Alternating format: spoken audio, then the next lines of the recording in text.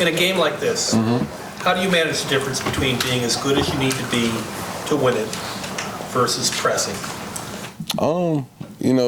This game is performance-based. Obviously, I mean, for us, it's all about going out there and just playing to our capabilities. Honestly, the stakes are high.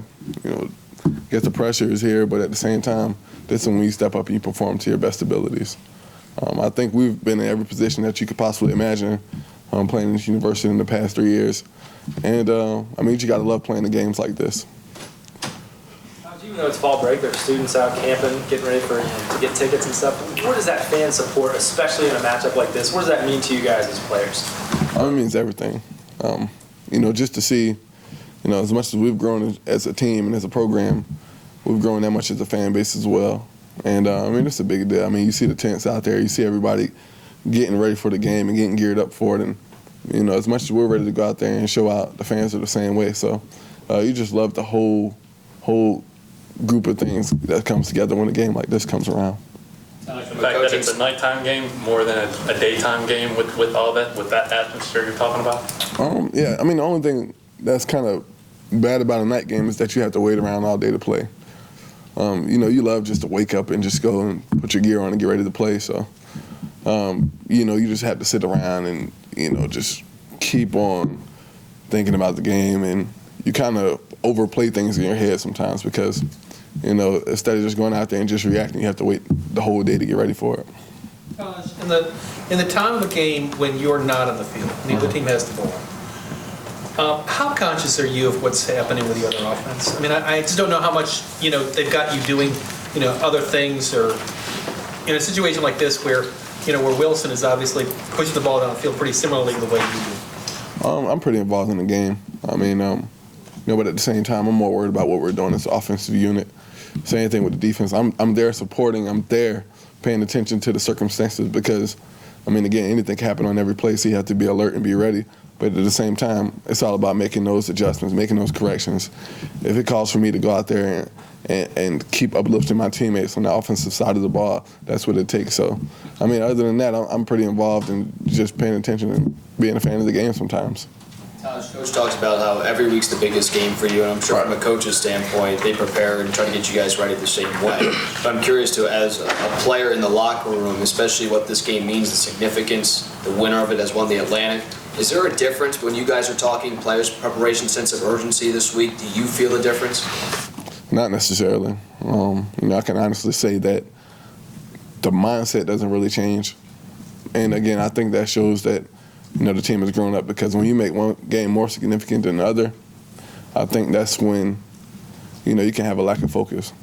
Now, again, this game does mean more in a sense because it puts you in the driver's seat. It actually puts you in a sense where you can do the things that you want to do. It's a top 5, matchup, and,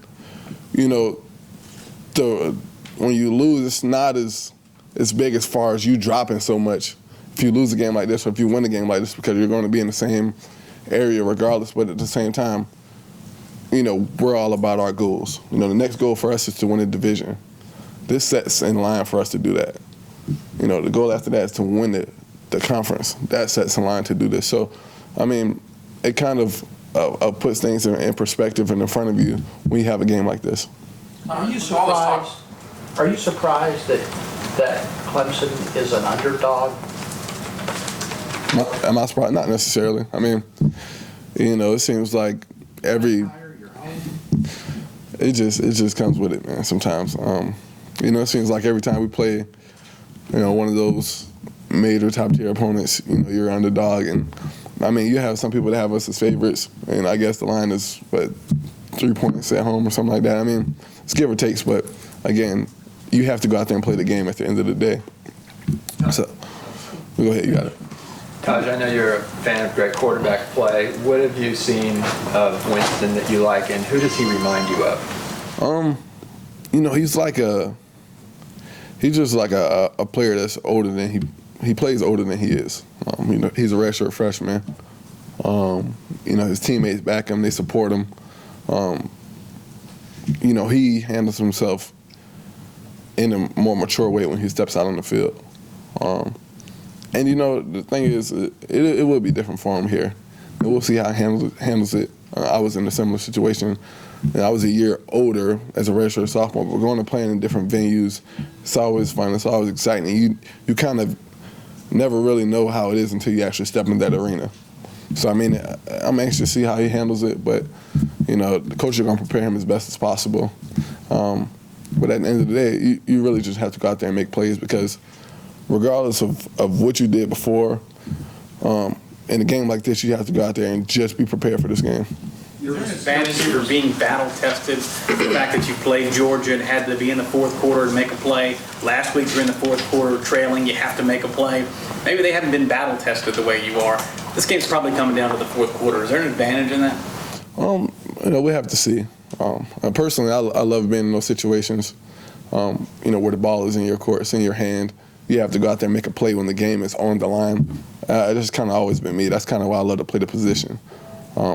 Growing up, I wanted to be a quarterback because I wanted the ball in my hand. So when it comes down to making a play later in the game, when you need it, when you have to have it, I mean, that's just always been my thing. I love, regardless of the outcome, you just got to love being in the position. So as a program, we've been in that situation a few times this year. We've been in that situation numerous times throughout my career here. And, it's something that they haven't really had to deal with so far this season. But again, I mean, they have guys who played there for a while now, and they understand the circumstances and situations and how big this game is for them as well. So, I mean, you just have to go out there and just wait and see. Your receivers have had a lot of open room to run over the last few weeks against the zone. Florida State, I mean, they like that man defense. They're going to challenge your receivers at the line of scrimmage. How do they have to deal with that physically and mentally? You just have to go out there and beat your guy. At the end of the day, this game comes down to really who wants it more and can you beat that guy in front of you. It comes down to that from our O-line. It comes down to that for our D-line, from our receivers, our DBs, et cetera, et cetera. And, again, this has always been a physical game. It's always been the matchup. They're not going to do a lot of complicated things because they feel like they can come bring pressure with what they got and cover you in the back end. So it's a challenge for us as offensive unit. It's a challenge for us out there in the perimeter at receiver. And, I feel like my guys are confident. I know they're ready for it. Last year, in some situations, they got the better of us. So it's all about going out there, responding, and beating that guy in front of you. Sammy had a really tough game. Does that still stick with him, especially with Florida? I haven't really talked to him about that particular thing. I know it still resonates with him. And at the end of the day, you want to go out there and you just want to go and perform and prove that you're that type of player, you're that caliber player. Sammy felt like he's the best receiver in the country. I feel like that as well. So, at the end of the day, you just got to go out there and perform and prove it. Tajh Winston's played on the road before, but hasn't experienced anything like he'll experience Saturday night here in the Valley.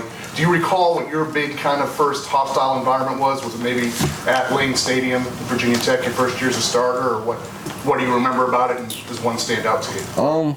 Yeah, I guess that was my first big game on the road, and it was a little different for me. It was a homecoming for me, so walking out there and being a captain for that game and getting booed when they call your name, I just loved it. I thrived in it. I felt like I was right at home. So, again, I mean, it's different for everybody. Everybody has different ways that they deal with it. But, again, for me and how I deal with it, I mean, you just got to love it and embrace it. And it'll be something that, we'll see how it goes. We'll see how you adjust. And, I think in a way, for me, after a while, it all gets blocked out. Because all it comes down to you performing that particular play every time you step on that field. But again, it's different here. I've seen situations where I feel like the crowd has actually won it for us.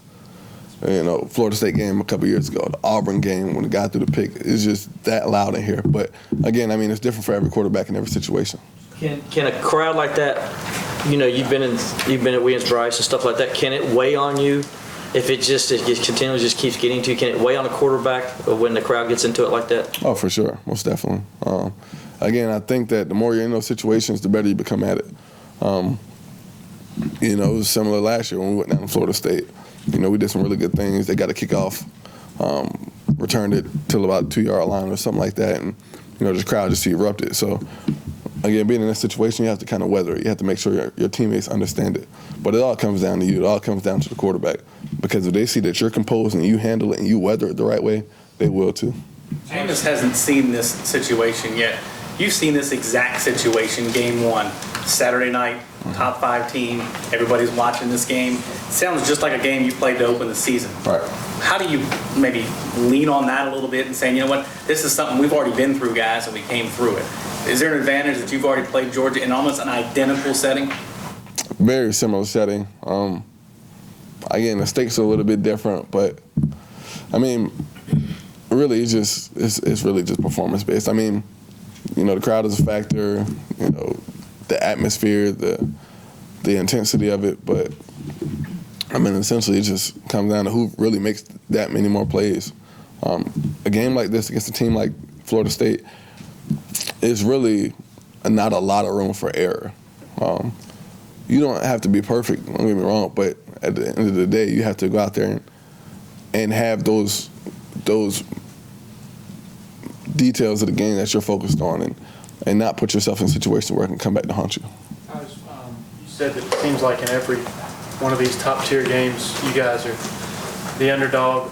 Why do you think that is, and did you guys maybe not change perceptions with that Georgia win as much as was thought at the time?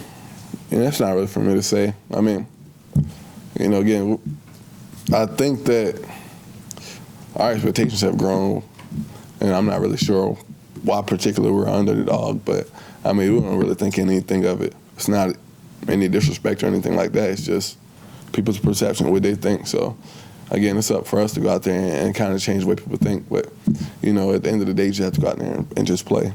While as players, I'm sure you guys don't get too hung up on who thinks who's going to win, but going back to the summer when Clemson was picked to win the ACC by a very big margin, right? The Florida State guys were like, that's cool. You know, we're the defending champs. Let them have all the pressure. Right. Can it swing back the other way because of where things are now? Maybe so. And again, I think that comes to the leadership of both teams. You know, how they handle it, how they talk to their teammates. You know, I've heard some of the stuff that they've said. They treat it like a regular game. And I mean, at the end of the day, you have to. You can't let the game get bigger than what it really is, because it's all about going out there and just making plays, playing football, playing and doing things that you've been doing for a long time as a kid. And, you know, they got some great leaders over there. You know, Joyner's a guy who I've had a chance to have a conversation with, and just kind of the way he views football, and, you know, it's very similar. So from a standpoint over there, they got guys who've been in these situations, who played in that arena. For me, you know, I've had an opportunity to do it. So it's really up for the leadership of the team, of both teams, to kind of make sure that the game isn't getting too big. You know, so I'm sure they're talking over there, talking to Jameis, trying to make sure that he's calm, relaxed, poised. Same way with some of my young guys here. I have to kind of make sure they understand the situation. Tajh, you were, I think, Bordello's first recruit 5 years ago. Can you kind of reflect on how far this program has come in your time here, that you are playing these big top 5 games, and it seems to become more of a regular thing for this program? You know, this is kind of what we wanted. That's what was intended when Coach Sweeney got the job. I think it all shows back to his workmanship, his attitude, just the way he carries himself, and, you know, just his vision. One of the things that he envisioned for this program was for us to be a consistent winner. I think we've done that. I think we've been in situations where we've put together games we weren't technically supposed to won those games, and now we're in a situation where we're considered a top team and a contender every year. That's what we wanted to do. So games like this, we relish it. We love it. We live in these moments because this is what we wanted. Can you assess Sammy's play this year, and how much does having him on with you on the field give you a little bit of a comfort level in terms of experience? Sammy's a mature guy. He was mature the day he stepped on this campus. He was an older guy, even though he was a younger guy at the same time, if you kind of catch what I'm saying. So, you know, his production has been really good.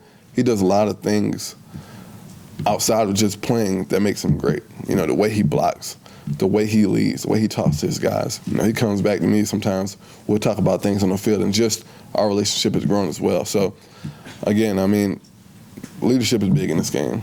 Leaning on those older guys are big in this game. So, you know, we got some younger guys at receiver who haven't been in these situations, guys who haven't exactly been in these premier situations. But, I mean, we got guys who've done it. We got guys who've been here. And I feel like our guys are ready. Speaking of Sammy, he shared with us recently that there's more trash talk in this game than any other game in the season. Have you experienced that in this series? Sorry, on the field? Yeah. Oh, always, man. And, I mean, you love it. I love it, man. You know, that's just always the competitive nature comes out of you. And, you know, I think it makes the game that much more fun. You know, when you step on that field, I mean, you want to compete. You want to be the best player on that field. So however you're going to get it done, you know, performing, talking, by any means necessary, you got to go out there and get it done. So you'll catch it in all phases in this game. Who shatters the most out there? As far for our offense, you know, I'll talk a little bit, but I have heard that Sammy talks a good bit out there. You know, I'm not really on the edge out there too much. You know, I'm not fast enough to get out there and listen to what he has to say. But you know, he does a great job. And you know, guys always come back to me from opposing defenses and talks about how much he talks. So he's been backing it up, man. He's been proving his worth, and you know, you just gotta love a guy like that. Anybody from the Seminoles stand out as being a talker? Yeah, I mean, they all talk, honestly, man. You know, when you're underneath that pile, you can't particularly catch a number, but they're all talking and say stuff. It's just you get up and clap your hands. It's like, let's go. So. Dabo said he had to turn off the film last year of the FSU game because the defense didn't do so well. How differently do you feel about the defense this year? I'm very excited for them. You know, they've been doing a great job, obviously, this season. They've been performing outstandingly. And you can just see the growth of this team, growth of this defense. And, you know, it gives them another opportunity, another platform to prove how special of a unit they are in a game like this. And I think they're ready to go out there and just show what type of team, what type of unit they are, what type of team we are. And I'm just excited to get a chance to watch them play this weekend. Tajh, you've been here on campus a long time. You've obviously heard the shots that the ACC football has taken over the years. How good does it feel to have this kind of a spotlight game reflecting on the league, and do you take some pride in being able to, you know, kind of get the league back into a national picture like that? Oh, for sure. You know, it's good to be in a situation like this where, you know, the spotlight is on the ACC. You know, you got 3 teams in the top 10. I guess the U is finally back. You know, we've been waiting for this for about 4 or 5 years now, man. So it's been good. Have those guys in the top 10, have us in Florida State in that same situation. It's been really good. So it's really good for the conference. Virginia Tech jumped back up there in the top 20. So it's good for those guys. It's good for us as a conference. And, you know, you just got to love it at the end of the day. Does it feel even better, though, that Clemson is being spotlighted nationally? I mean, game day twice now in 1 year coming to Death Valley? It's about time, man. It's about time, you know. So, again, I think that Coach Sweeney did a great job of recruiting and putting his stamp on this program, putting his mark on it. And, you know, again, it just all comes down to his vision, kind of what he expected for this program. To see it come to life has been really good.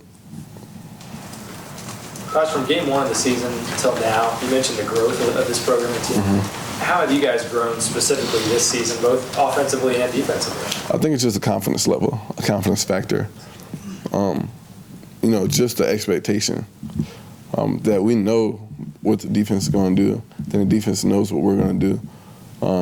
And if one of the others down for a little bit, you know, it's not going to be for long. And just understanding that they have our back, you know, vice versa, has been really good. And again, I think that you've seen this team grow up right before your eyes. You know, as we lead the country in sacks, like number 2 in tackles for loss, and I mean, it's just been really good. It's been a product of hard work. You know, a lot of the guys didn't necessarily get credited for the type of work that they put in the offseason, and to see just the transition from that going into the season has been awesome. It's been a blessing to watch because, I mean, I feel like it was much deserved. Putting the ball on the ground 4 times in the first half last week, any added sense of urgency to take care of the football? I know it's always there, but I mean, maybe was that just a good reminder that, you know, guys, we may have been able to get away with it this week, but we're not going to be able to get away with it. Any added sense?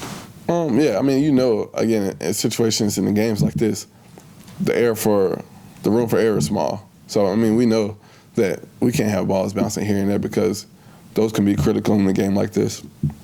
Be critical in any game, really. But especially in a game like this. And I mean, of course, we focus the detail that much more. We have to spend a little bit more time on it, but I mean, it just comes with the game. Sometimes stuff happens, and you just got to learn from it.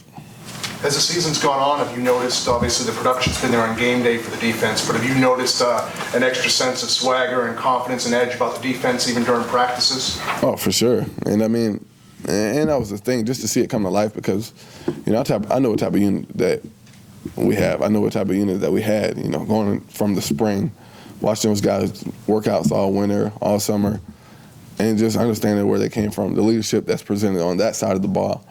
Just to see it kind of come full circle and translate into the game field has been great to see. So, I mean, it's been a process.